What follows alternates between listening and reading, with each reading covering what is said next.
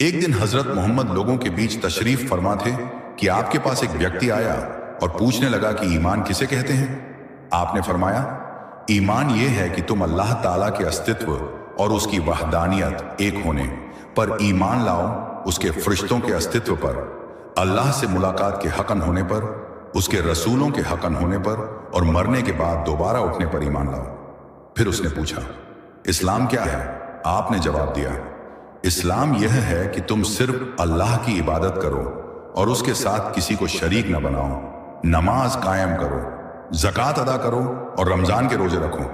फिर उसने पूछा, एहसान इखलास निष्ठा क्या है?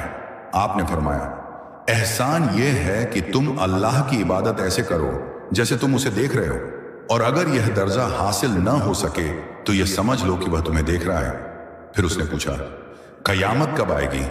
आपने फरमाया, इसके बारे में जवाब देने वाला पूछने वाले से ज्यादा नहीं जानता, लेकिन मैं तुम्हें इसकी निशानियां बता सकता हूं। वह यह है कि जब लौंडी अपने मालिक को जन्म देगी और जब काले ऊंटों के चराने वाले गांव के देहाती लोग ऊंचे मकान बनाने में एक दूसरे से आगे बढ़ने की कोशिश करेंगे।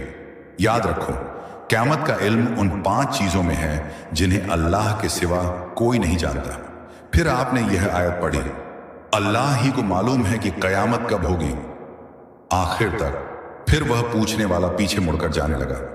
आपने फरमाया, उसे वापस बुलाओ। लोग दौड़े लेकिन वह कहीं नजर नहीं आया।